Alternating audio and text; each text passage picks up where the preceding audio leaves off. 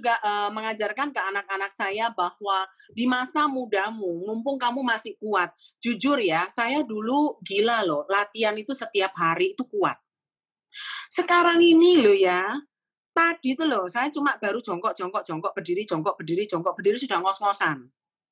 Kayaknya kok wis pegel kabeh gitu ya, keringetan. Ini tadi aja baru tak tutupi bedak tok loh. Kalau enggak sudah kelilap semua, enggak karu-karuan. Kan ketahuan kan umur saya berapa, bener nggak?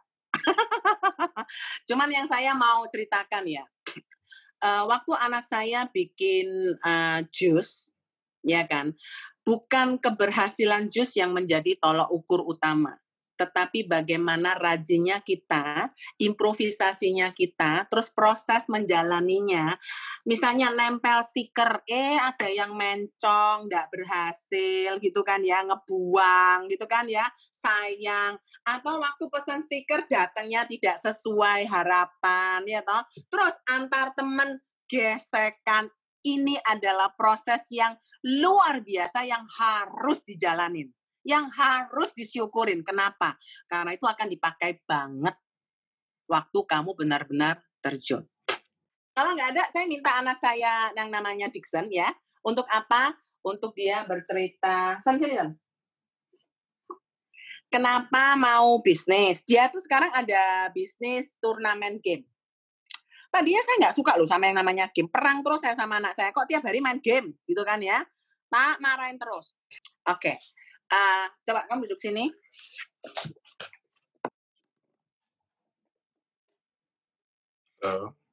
Nah ini Dixon.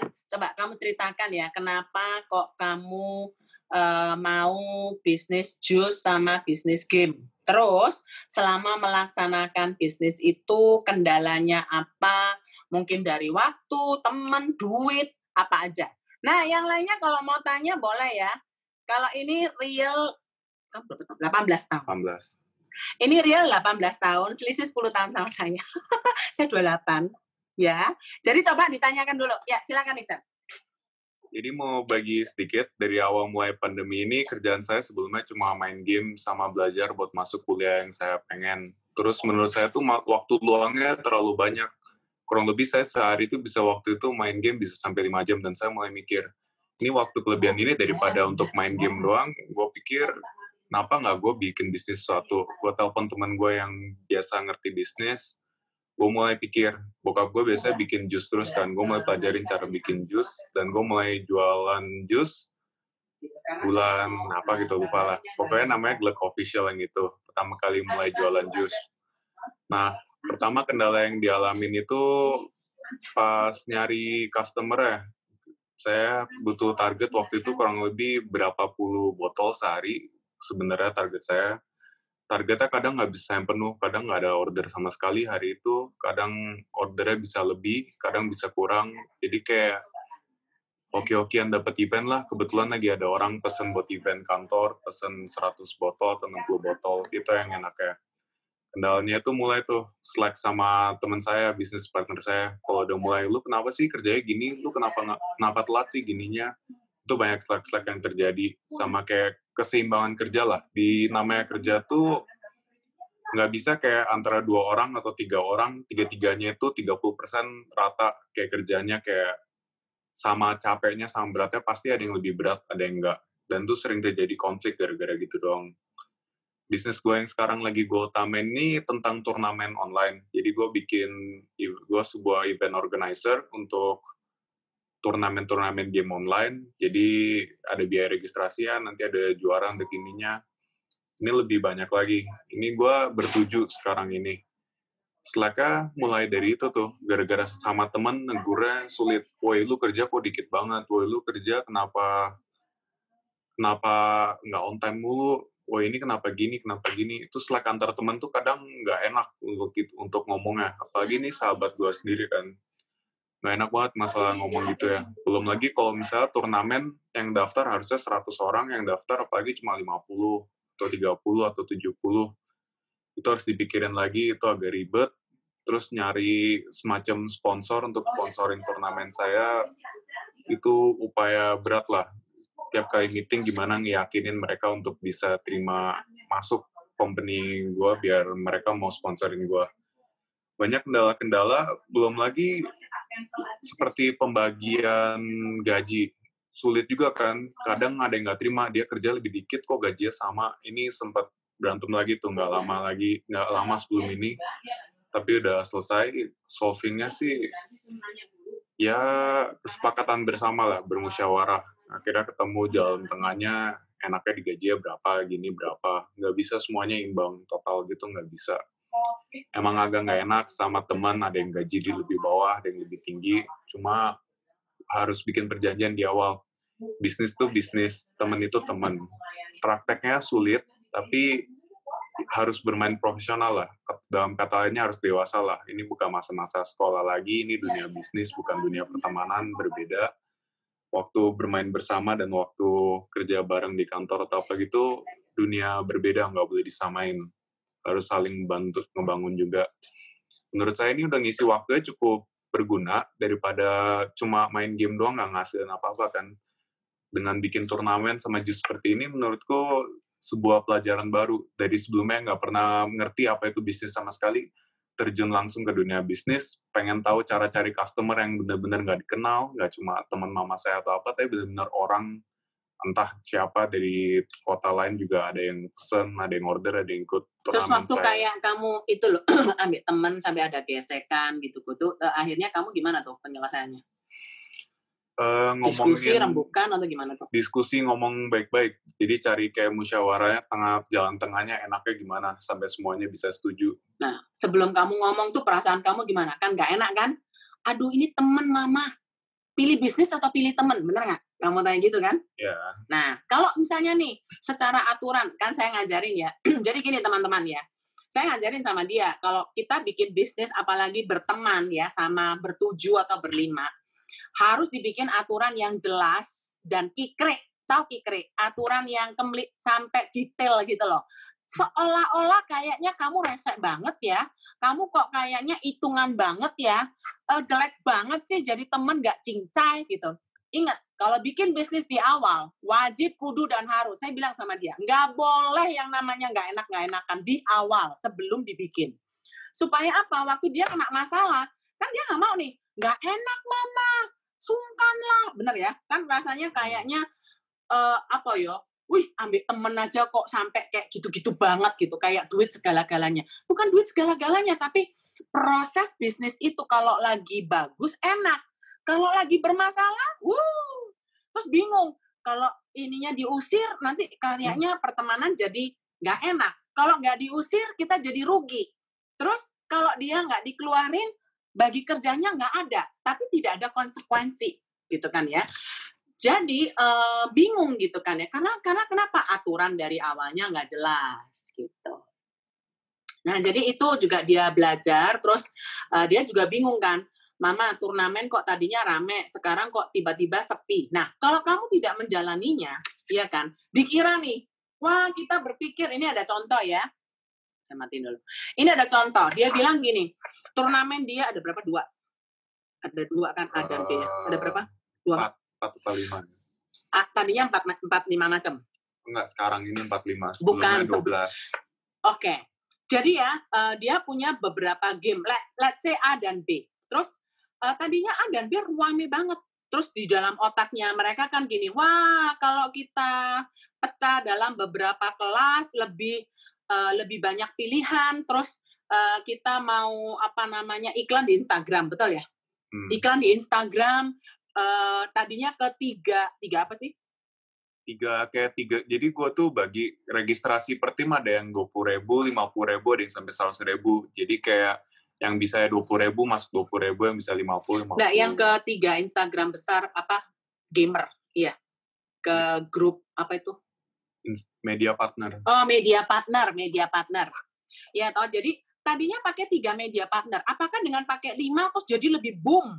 Terus pilihan gamenya dibanyakin, apakah bisa jadi lebih boom? Tadi kan anak muda semangat toh, menggebu-gebu kan, merasa ini pasti udah paling bener nih. Ya, saya bilang jalanin aja dulu, gitu kan, enak kan dijalanin dulu. Kalau sudah merasakan sendiri, tiba-tiba sepi. Wah, baru kita mikir lagi, loh kok sepi? Padahal kan kalau dibikin banyak kan rame. Terus saya bilang sama dia, nah itulah belajar strategi marketing. Strategi marketing itu is always changing. So you have to jalanin dulu, terus kejeduk, dok, ya kan? Terus baru berubah. Gitu. Ada yang mau tanya sama Dixon, jadi apa nih pertanyaannya? Nah, dalam memaksimalkan waktu, seberapa banyak kita bisa pakai untuk istirahat, terutama dalam hal entertainment, seperti nonton film, hangout. Karena kadang mindset harus produktif, jadi bikin rasa bersalah kalau lagi menikmati free time. Oh, aku mau tanya, bagaimana cara anak muda yang baru aja masuk dalam dunia bisnis, namun ada kendala dalam keadaan sekarang corona, apa yang harus dilakukan? Solusinya, kendala apa? Lah ini bisa ngejus. Oh ya, ngejus. Kita juga trial and error.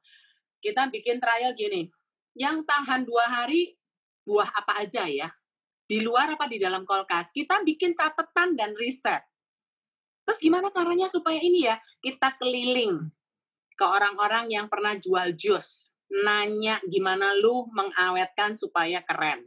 Dan kalau nanya, jangan ke warung-warung kecil ya. Nanyanya tuh yang sudah berhasil. Nah, mau bertanya ke orang yang berhasil aja, kadang-kadang anak muda gengsi kan? Ya kan? Ya pakai emak. Emak-emak, ibu-ibu pasang aja di depan. Ibu-ibu kan kalau ngomong kan cocot gitu kan. Urusan lah ya, dimarahin orang kan kita nomor 2. Saya juga nggak peduli orang mau marah. Yang penting gue tanya dulu lah. Bener nggak? Tanyanya gimana? Oh, ternyata caranya freezer harus begini, caranya itu harus begono, gitu. Nanya. Ya, semuanya nanya.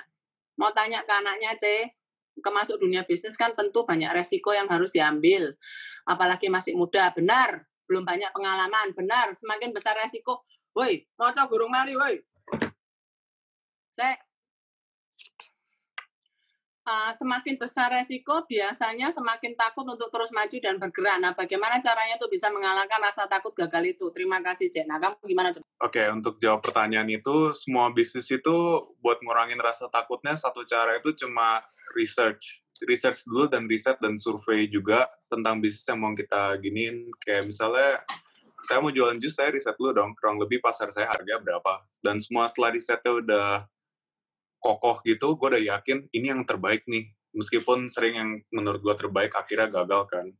Kadang gue pikir harga segini udah paling bagus nih, botol gini udah paling bagus, tapi taunya gagal harus ganti lagi.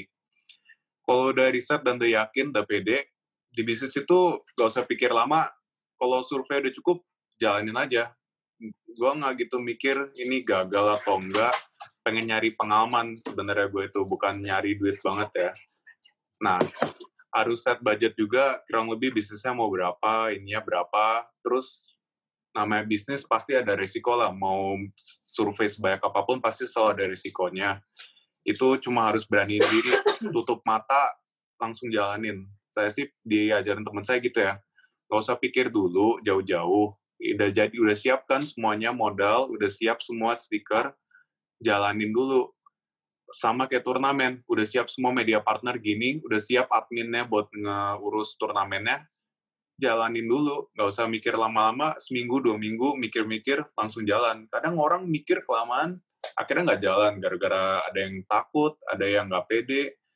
Bisnis itu, ya nggak bisa 100% berhasil selalu untuk semua orang, nggak. Tapi harus dicoba dulu, biar tahu apa hasilnya nanti. Pernah ngerasa bosen nggak untuk jualan, langkah apa yang jenuh atau lagi sepi? Ya, Sering. Gampang Gampang dong ngomongnya, sering aja. Ya, itu latih mental sih kalau untuk bisnis gitu. Kayak harus tahan banting lah. Nah, tahan omelan emak. Nah, itu. Tahan omelan dia atau omelan dari customer. Ada customer tuh bisa ngechat nanya tentang jus. Pernah waktu itu ibu-ibu 1,5 jam saya balesin, gak berhenti. Tiap 2 menit chat. Akhirnya nggak beli. Terus nawar harganya sampai di bawah 50%. Saya bilang, ya nggak bisa, Bu. Saya udah diskon jadi segini, emang diskon hari ini segini. Aduh, mahal banget. Nanya lagi tentang jusnya. Saya ladenin 1,5 jam. Ah, mahal. Nggak jadi beli. Ya ampun. Nah, gitu-gituan tuh tahan emosi kan. Ya, tahan. Lanjut lagi, coba jualan lagi, gitu lagi. Terus mending makmu kan? Mending nggak? Mak lagi cerewet-cerewet beli jus. daripada ibu tadi atau cerewet-cerewet nggak beli. Untuk jawab pertanyaan tadi sih cuma bisa tahan mental sama tutup mata jalanin. Bisnis itu yang dimana kalau nggak jalan, nggak mulai-mulai, ya kapan belajar, kapan atau apa. Saya sendiri kan pengalamannya benar-benar nol. Saya cuma pernah jualan pas bazar sekolah doang, dan itu yang beli mak-mak anak-anak SD yang kasihan sama saya aja, makanya ada yang beli, itu nggak termasuk. Ini kan nyari customer yang benar-benar ngeluarin duitnya buat kita, gara-gara mereka pengen produk dari kita. Beda sama yang waktu saya jualan di sekolah, yang bodo amat terasa minuman saya enak atau enggak. Mereka kan nggak peduli yang di sekolah itu. Mereka cuma pengen ngebantu, nge-support. Tapi kalau di dunia asli bisnis gini tuh, mereka nggak ada support-support bisnis ginian. Mereka mau beli dari produk dari bisnis kita, entah itu jasa atau produk, mereka beli karena emang butuh, bukan emang mau support kita. Dan gimana cara bikin mereka mau membeli jasa atau produk kita.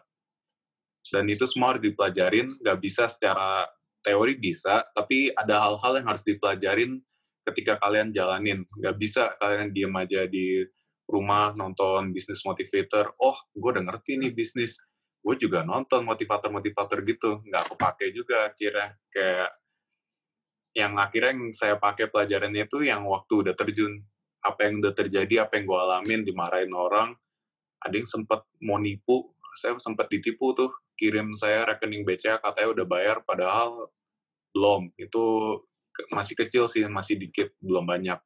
Tapi untung gara-gara cepet-cepet sadar, jadi cara verifikasi pembayaran saya modifikasi biar nggak ada yang tipu-tipu lagi. Dan tuh hal-hal kan cuma bisa dialamin pas lagi bisnis gitu. Nggak semua bisa diajarin secara ngomong, tapi itu panjang banget, jadi mending kalian pelajarin sendiri, rasain sendiri tuh rasanya, entah itu ditipu, dimarahin, konflik sama teman atau partner, rasanya rugi, rasanya dapat keuntungan, itu semua nggak bisa dijelasin dengan kata-kata, harus rasain sendiri. Dan itu feeling bisnisnya itu menurut saya worth it banget. Entah saya rugi akhirnya atau untung akhirnya, pengalaman ini tuh nggak bisa dibayar. Dan menurut saya ini berguna banget selama lagi COVID gini kan waktu banyak banget. Awalnya gitu, saya pengen nonton dong, saya pengen nongkrong sama teman gini. Terus suatu titik pas lagi nongkrong sama temen tuh, jenuh juga ngomongin ini lagi, itu lagi, itu lagi. Ya udah dong, saya pikir saya cari teman-teman saya yang rasanya mirip kayak saya, "Weh, kita bisnis aja, mau bisnis apa?" Brainstorming bentar, mikir mikir, renungan, ketemu solusinya, baru mulai bisnis. Oke, cukup ya. Intinya guys ya, kalau waktu Dixon tadi bilang, saya bilang sama dia, mungkin yang turnamen yang kedua ini dia merugi, ya kan? Bukan ruginya, kamu tetap untung, Nak. Karena kenapa? Di saat kamu rugi, kamu mengalami sepi, kamu tiktokan sama temen. Terus saya juga marahin, karena apa? Masalah waktu. Kamu bilang, waktu kerja juga diperhatikan. Kamu bisa menyelesaikan dalam waktu berapa jam. Jangan sampai gara-gara bisnis ini, terus kamu menjadi kurang tidur. That's not good, udah nggak dapet duit, kesehatan kurang. Ya kan? Terus kayak tadi ya, tanya, harus berapa lama gitu kan ya. Teman-teman, itu loh, Sim tadi menikmatin, memaksimalkan waktu, kan kita kadang-kadang perlu break, namanya me time. Me time saya 2 jam. Kalau saya ya, saya 2 jam. 2 jam saya lakukan untuk apa? Saya break sejenak, kadang saya, biasanya sekalian dengan lunch ya.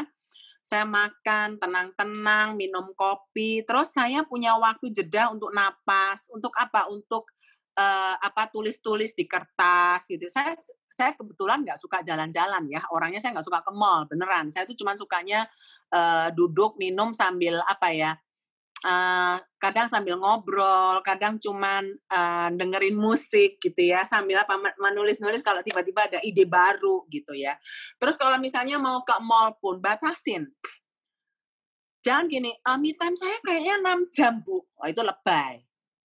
Ya. Nah, kalau me time 6 jam itu jenenge males. Ya, enggak boleh 6 jam, itu terlalu banyak. 2 hours is good.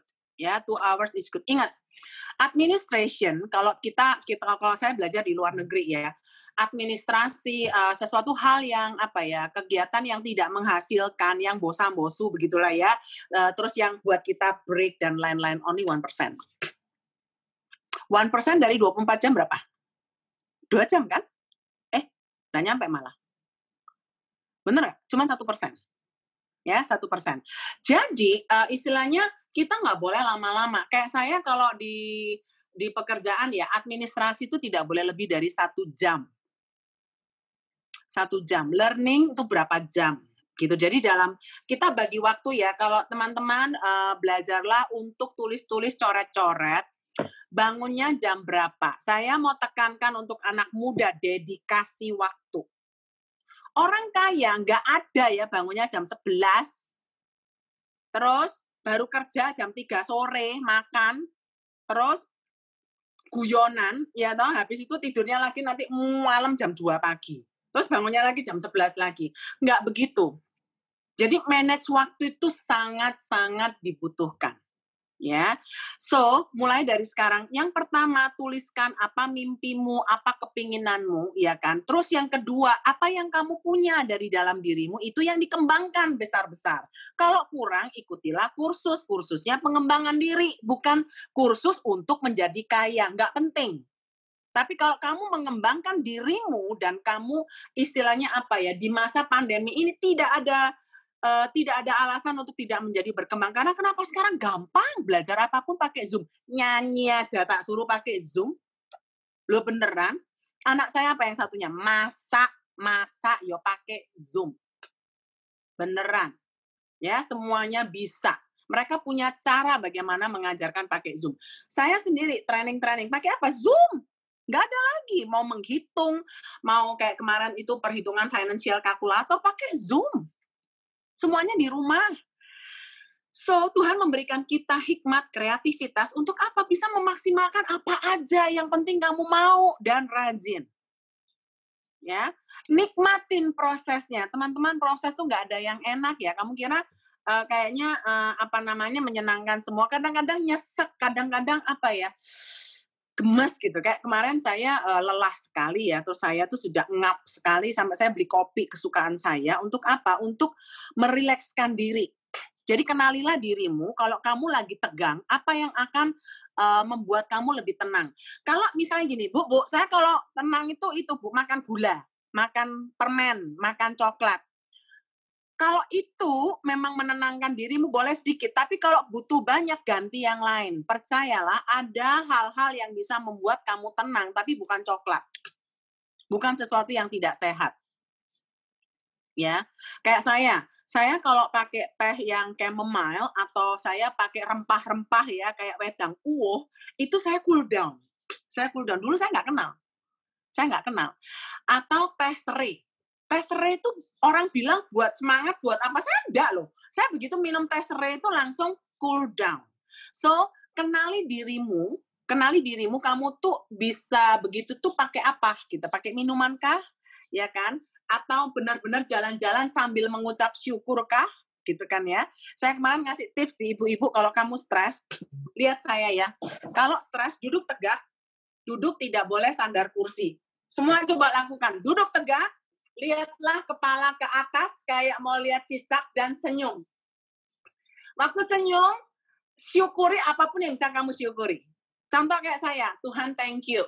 Dengan kondisi kayak mertua saya lagi koma ya. Thank you dengan kondisi mertua yang sedang koma ini, kamu mengajarkan aku, saya harus banyak mulai dari sekarang menabur kebaikan. Mengajarkan careness ke orang. Karena kenapa? Itu sangat diperlukan waktu aku tua nanti. Benar nggak? Dari anak-anak. Jadi banyak sekali hal-hal yang Tuhan sediakan untuk bisa kita syukuri. Mari kita baca dari satu firman Tuhan ya. Di Yakobus 1 ayat 2 sampai 3. Saudara-saudaraku, anggaplah sebagai suatu kebahagiaan. Happy ya maksudnya ya, apabila kamu jatuh ke dalam berbagai-bagai pencobaan, sebab kamu tahu bahwa ujian terhadap imanmu itu akan menghasilkan ketekunan. Jadi teman-teman, proses untuk kamu berhasil itu butuh benar-benar yang namanya ketekunan. Ya, kalau sedikit bosan ganti, gak jadi-jadi. Kayak di jus ini ya, waktu di jus, kadang-kadang mama ini buahnya sampai busuk. Yes, kamu kurang cepat memasarkannya. Aduh rugi banyak mama. Yes, but that's the process. Nah. So kamu akan learn kenapa jus itu jadi mahal di luaran. Karena ada harga, kalau nggak fresh dibuang, nggak bisa dijual. Kalau sudah lewat berapa hari dikasih ke karyawan, dia harus ganti baru. That's the cost. Jadi jangan cuma bilang, jus itu cek luarnya sih 30.000. Apa padahal modalnya lo cuma mangga 1. Oh, bukan itu. Bagaimana menjaga freshness-nya? Oh, ini kok transparan ya, karena hijau ya gelas saya ya. Untuk menjaga transparan, menjaga kesegaran dari buah itu, kadang-kadang ada buah yang dibuang karena kurang fresh. Dan itu termasuk di ongkos untuk menjaga minuman ini fresh. Makanya jus itu mahal. Nggak bisa murah. Dia dulu mau tekan-tekan harga murah. Nah, kamu harus hitung nanti kalau nggak laku loh. Pernah sekali berapa botol, lupa dimasukkan freezer, dari awal salah menempatkan temannya, busuk semua. Wah, itu berapa botol itu? Botolnya aja berapa, stikernya aja berapa, sampai mereka lemes gitu. Dan aku cuman bilang, thank God kamu merasakan ini. Karena kenapa? Akan nyentel di kepalamu bahwa kerja jus itu butuh freshness. Kerja jus itu butuh ngebuang kos. Supaya apa? Kamu tahu persis masukkan di dalam budget dan perencanaanmu. So, mulailah dari apa yang ada. Mulailah dari yang kecil. Jangan selalu mengharapkan untung besar, untung besar, untung besar. No, start dari yang very small. Apa yang ada dari kamu. Yang penting mindset-nya ada. Ya, tuliskan. Dan waktu kamu menuliskan planningmu, tolong andalkan Tuhan. Percayalah ada banyak miracle yang akan terjadi. Kayak saya di insurance. Saya di insurance kalau ditanya, apakah saya tahu siapa yang akan saya prospek? Saya nggak tahu. Ini fresh from the oven kemarin. Saya diumumkan sama kantor bahwa ada penalti yang akan saya harus tanggung gara-gara tim saya kurang berjalan. Terus ada kekurangan bla bla bla bla. Saya bilang sama Tuhan, dalam hitungan kepala saya Tuhan, nggak bisa saya, kayaknya saya nggak mampu gitu, saya mau nyerah gitu ya, gede banget gitu loh, benar-benar gede banget, tapi Tuhan, Kau adalah Tuhan yang lebih besar dari masalahku, ya kan? Saya nggak ingin gagal Tuhan. Terus, apakah masih ada waktu untuk saya mengejar?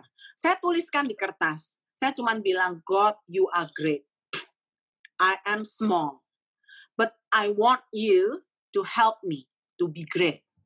Gitu kan ya. Tahu nggak apa yang terjadi? Kemarin saya habis nulis, saya prospek dan itu tidak ada tanggapan blast, kosong blong. Apakah berarti Tuhan tidak dengar? Enggak, saya nggak percaya. Tahu nggak hari ini? Ada orang SMS, Ibu kenal saya, kita dulu pernah kenalan di Semarang. Masya Allah, saya aja nggak inget loh. Namanya aja saya nggak inget. Blas nggak inget. Terus dia bilang, saya baru ketemu teman di Surabaya. Dan dia ada planning mau masuk sangat besar. Dan saya pikir, yang di kepala saya hanya ingat kalau asuransi itu Astuti. Apalagi saya lihat IG kamu, Bu, @astuti-insurance, gitu kan ya. Terus waktu dia lihat, dia mantap, dan dia bilang sama saya, dan hari ini saya juga briefing Juwono untuk bantu saya, karena orangnya lagi di Surabaya. Ya, jadi waktu itu dia bilang butuhnya hari ini, Bu. Tahu nggak, Juwono tuh lagi di Surabaya loh, baru terbang tadi siang. Betapa akbarnya Tuhan kita kalau dia mau tolong, itu nggak ada yang kebetulan. Beneran nggak ada yang kebetulan. Nggak ada yang kebetulan. So, teman-teman, sekarang habis ini ada buka tanya jawab, silahkan bebas. Satu hal saja, hari ini tidak kebetulan kita ketemu, ya kan? Anak saya itu biasanya enggak mau ngomong.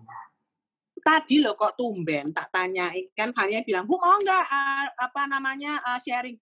Walah, mana mau, biasanya dulu tak ajak loh ke kantor saya tuh, cep diem.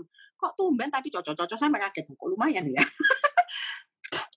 Right, itu artinya apa? Tuhan sayang sama kalian. So ini nggak menutup kemungkinan Anda untuk apa? Untuk berkembang dong. Ya, hanya satu positif. Tuhan akan memampukan kita selama kamu mau. Satu ya guys, jangan malas dan jangan cepat bosan. Penyakitnya milenial itu cepat menyerah. Kayaknya dunia runtuh kalau gagal. Semua kesuksesan itu pasti diawali dari kegagalan. Jadi, gagal itu kan orang bilang klise ya Bu, gagal itu sukses yang tertunda. Karena itu gini aja, kita planningnya sukses, ya toh. Tapi ingat-ingat, semua proses itu seizin Tuhan. Tidak ada satupun yang luput dari mata Tuhan. So, kalau Tuhan izinkan itu terjadi, itu Tuhan mau kamu jadi baik. Ingat, semua jadi baik. Nggak ada yang jadi jelek.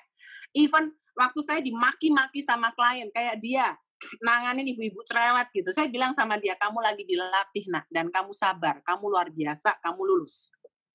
Oke? Ya? Saya pikir sekian ya dari sharing saya. Silahkan kalau ada yang mau tanya di chat. Oke, Bu. Ini udah ada pertanyaan yang masuk nih, Bu. Ya. Aku bacain ya, dari Melisa Wibowo. Nah, dia nanya gini, aku juga bisnis asuransi kayak Cece, baru join 3,5 bulan ini. Sudah mulai pasarkan ke orang-orang, tapi ditolak semua karena rata-rata mindsetnya sudah salah, ada trauma dan lain-lain. Bagaimana menghadapi orang yang seperti itu? Karena terkadang malah jadi buang waktu menghadapi nasabah yang udah dikasih tahu tapi ngeyel. Ya, satu prinsip aja. Mereka bukan menolak kamu, mereka hanya menolak cara kamu menerangkan. So, belajar. Ya, karena kenapa? Trik-trik di insurance, bagaimana kita menanganin nasabah, yang pasti jadilah pendengar yang baik dulu. Jangan pernah menggurui nasabah. Nasabah itu kepengennya dia yang paling benar. Dah, itu aja. Ya, dengerin, diyain gitu kan. Terus, nah, setelah itu kayak misalnya gini ya, gila ya, gue tuh klaim tapi nggak dibayar, gini, jangan marah-marah gitu kan ya, atau pokoknya dia sudah trauma sama asuransi. Saya biasanya, aduh, saya kalau jadi bapak saya juga marah loh Pak, luar biasa ya, kok bisa begitu sih? Itu dulu ya, disamakan dulu. Setelah disamakan kondisinya, tarik dia balik bahwa lu suka nggak suka tetap harus beli asuransi kan, karena apa? Ada resiko. Tapi Pak, di masa pandemi ini, ya kan, kalau gara-gara itu, terus Bapak tidak memproteksi dengan asuransi yang klaim sesuai tagihan, ini misal ya, dulu orang tua Bapak tidak dibayar. Tapi sekarang kalau sampai Tuhan izinkan kita ada kenapa-kenapa, ya kan, itu premi bon rumah sakitnya nyesek banget Pak. Mending bayar premi daripada bayar bon rumah sakit. Jadi pengalaman yang lalu, yuk kita jadikan pelajaran. Boleh nggak kita sekarang belajar sama-sama? Saya agentnya, saya akan bantu Bapak untuk urus klaimnya nanti. Kan ada saya Pak. Jual diri kamu, udah gitu aja, sederhana saja. Nggak usah debat angka, kalau ingat ya yang mau jadi agen asuransi, tidak boleh debat angka. Siapa lebih murah, siapa lebih ini. Ingat, semua produk itu ada plus dan minus. Kalau kamu terjebak di angka siapa murah, jarang closingnya. Tapi kalau kamu bisa ambil emosi dia bahwa, nih loh Pak, sudahlah, mending kamu terproteksi, jadi kalau sakit, udah nggak bayar apa-apa. Jadi terbudget gitu loh, terukur bahwa, oh aku sakit apa aja, ya itu budget, preminya segitu. Misalnya kalau preminya 10 juta atau 5 juta gitu ya. Gua sakit apa aja, ya udah tuh 5 juta. Mau tipes, mau DB, mau COVID, mau apapun, ya itu 5 juta. Yang bond lainnya dibayar oleh asuransi. Itu ya. Nanti kalau misalnya kurang, boleh chat pribadi. Oke, next ada pertanyaan lagi nih, Ce. Apa yang membuat Ibu tetap semangat menjalani penolakan dalam menjual? Loh, karena aku nggak merasa ditolak I really enjoy my job. I love my job. Dan kalau orang menolak, itu bagi saya cuma begini loh. Aduh, kamu belum tahu sih kerennya asuransi. Ngerti nggak sih? Terus istilahnya gini, bukan penolakan kali ya. Itu cuman mereka adalah dikasih Tuhan untuk melatih pembentukan karakter saya. Ya, jadi istilahnya saya dilatih bagaimana bisa handling berbagai macam orang, ya, atau dari ngamuk sampai say yes. Itu tantangan sekali dan very challenging, ya. Jadi kalau saya lebih gini, kadang-kadang ada orang yang bilang, aduh Astuti sama orang ini ya ampun deh, nggak ada agent yang berhasil. Sampai istrinya bilang sama saya, ini kebetulan padahal teman sendiri loh, teman baiknya dia ya, si A, si B, si C, nggak ada yang dibeli. Aku wes sampai nyuruh, sampai tak beli dibatalin. Oh ya? Kenapa? Pokoknya dia benci pol sama asuransi. Terus aku bilang sama istrinya, oke, izinkan saya mendekati boleh? Sampai dia closing boleh? Lek bisa, silahkan. Aku tambah seneng. Pokoknya apa caranya suamiku harus beli. Good, give me time. Ya kan? Jadi pertama memang dia alot gitu kan ya. Saya nggak main angka, saya nggak pakai proposal. Saya cuma bilang sama dia, what is your goal? Apa tujuan hidup kamu? Kalau besok kamu nggak ada, kamu kepengennya diapain? Yang pasti aku nggak ngasih barisan pakai asuransi. Ngerti nggak? Gak bakalan aku beli asuransi. Jadi wes gak usah ngarak-ngarak no mati-mati, aku nggak usah. Aku harus ngerti. Gitu. Loh, siapa yang nyuruh kamu beli asuransi? Nggak usah pakai asuransi. Kan bencana atau asuransi, nggak usah beli. Ngapo? Cuma maksud lu gini loh. Lek besok mati, kamu mau apa? Pengen dikenang kayak apa sama anakmu, sama istrimu. Itu aja. Aku tanya ikut tolong. Gak usah tuku asuransi. Oke, titik. Awas beli. Tak gitu namanya. Ya kan? Oke. Terus dia cerita, wah aku sudah punya A, B, C, D. Oke, good. Yang kedua, kalau itu jatah yang sudah kamu kasih ke anak dan istri kamu, kalau besok tiba-tiba kamu terindikasi positif COVID, dan 500 juta sebagai biayanya, tabungan mana yang kamu mau korbankan lebih dulu? Terus, terus dia bilang, gampang lah 500 juta, kecil. Karena gitu kan? Oke. Yang kedua, itu baru uang loh. Menurut kamu, istrimu ketir-ketir ya waktu kamu terkena sakit tapi tidak ada asuransi? Kalau COVID toh, COVID-nya nyerang lever kamu, dari lever nyerang ginjal, dan sekitar 3-5 miliar habis. Jatah yang tadinya buat istrimu dan anakku dikurangi, istrimu ketar-ketir nggak? Terus tak tutup, bapak macam apa kamu? Ha? Kamu loh bayar cuma 25 juta kok ruwet. Ketenangan pikiran, kenyamanan, itu perlu buat apa? For your family, bukan buat kamu. Kamu beli bukan buat diri kamu, buat istrimu, buat anakmu. Jari ini sayang anak, sayang istri. Buktinya mana? Terus dia diem. Kok bisa tenang? Loh, istrimu kepengen kamu punya asuransi kok. Oh ya? Ya? Kasih polisnya ke dia. Ajak makan malam. Gue pengen tahu dia nanti thank you apa enggak. Pasti. Tanda tangan sekarang. Bayar hari ini. Langsung bayar sama aku. Hari itu juga. Dan closing. Nangkep ya. Jadi jangan anggap penolakan itu sebagai penolakan. No, tapi bersyukurlah kalau kamu ditolak. Karena kenapa? Itu adalah latihan Tuhan untuk membentuk karakter kamu. Jadi sabar, jadi humble, dan jadi expert dalam menjawab. Bukan menipu ya jawabnya ya. Minta tolong ya. Tetap jujur. Tahu jujur? Tetap jujur. Ya, karena klien itu akan tahu banget kamu tuh jujur atau tepu-tepu.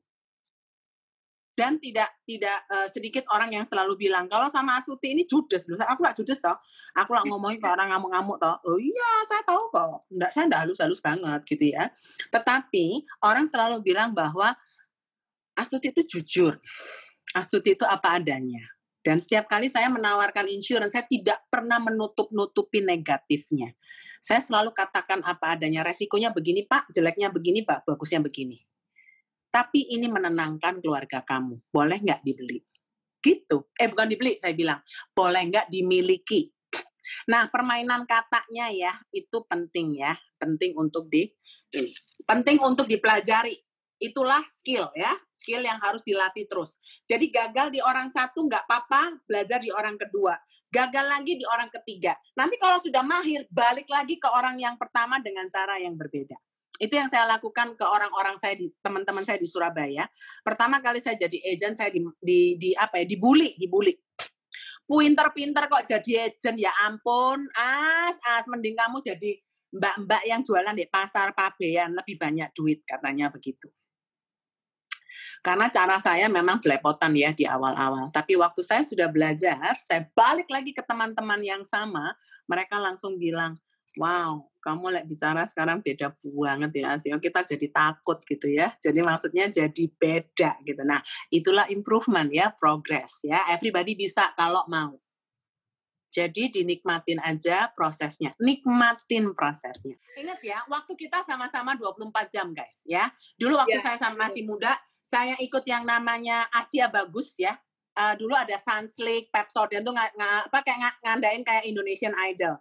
Saya kepengen jadi penyanyi juga sama ya. Terus saya juga melatih diri untuk menari sampai bisa internasional gitu kan ya.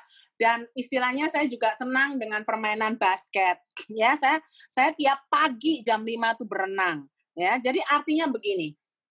Kalau kamu sibuk, semakin sibuk dirimu, dan kamu atur kesibukanmu untuk hal-hal yang berguna, kamu akan menjadi semakin keren. Semakin nganggur, semakin bete. So, jangan pikir dengan banyaknya kegiatan yang membuat kamu sampai nggak ada waktu istirahat, itu membuat kamu menjadi semakin tidak berguna. Enggak. Tetapi ingat, enjoy the process. Ya, jadi ada me time-nya, ya, ada ada balance-nya, gitu kan ya. Jangan karena sibuk habis itu melupakan komunitasmu, ya, atau melupakan yang namanya saat teduhmu, ya kan, terus nggak doa, nggak sempet Bu, nggak sempet, gitu kan ya. Nanti kalau Tuhan bilang, aku ya nggak sempet loh berkati kamu, muateng loh amsyong tenan ya. Jadi artinya buatlah Tuhan jatuh cinta sama kamu, bahwa kamu adalah layak, orang yang layak diberkati. Ingat, Tuhan sayang kita tanpa syarat. Tapi kalau kamu mau diberkati, berkat Tuhan itu bersyarat. Jadi buatlah kamu memenuhi persyaratan Tuhan untuk diberkati. Ya, sukses buat semuanya. Thank you. Ya.